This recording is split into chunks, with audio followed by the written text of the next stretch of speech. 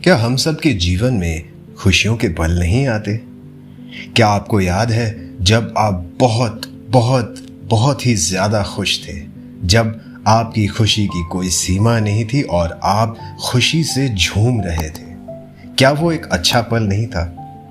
तो जब वो एक अच्छा पल था तो क्यों ना उसी अच्छे पल को आप अपना स्टैंडर्ड बना लीजिए, स्टैंडर्ड आपकी जीवन का।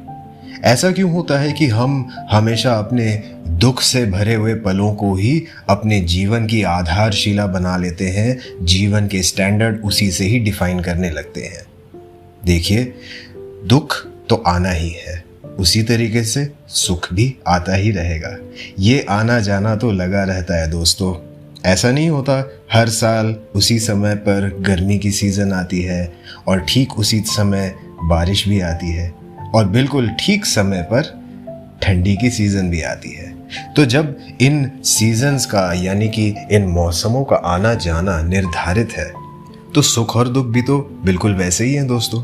चाहे आप कितना भी कर लें, वो तो आते ही जाते रहेंगे। और ये सुख दुख अगर मैं कहूँ तो ये हमारे ऊपर भी निर्भर नहीं है। ये तो बाहर की किसी चीज़ से हम सुख या दुख का अनुभव करते हैं। हमारे अंदर तो अपार शांति ही शांति है दोस्तों। ये तो हम ऐसा करते हैं कि बाहर कुछ होता है और उससे अंदर हम दुखी हो जाते हैं या फिर हम सुखी हो जाते हैं। अगर हम बाहर से डिस्कनेक्टेड हो जाते हैं तो सुख और दुख का तो कोई मतलब ही नहीं बनता। लेकिन ठीक है, हम समाज में रहते हैं, हमें सोसाइटी में रहना है, तो थोड़ी सी सुख दुख तो बांटनी ही पड़ती है दोस्तों।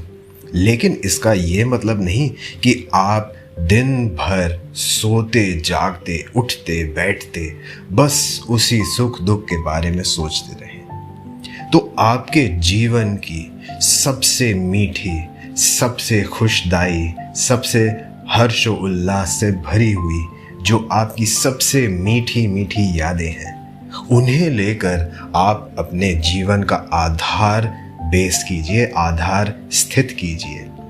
क्यों ऐसा करना कि सबसे दुखी भरे समय या फिर उस समय जब आप सबसे ज़्यादा गुस्सा थे, उससे आप अपना स्टैंडर्ड बनाएं। आप अपने जीवन में बहुत कुछ हासिल कर सकते हैं दोस्तों।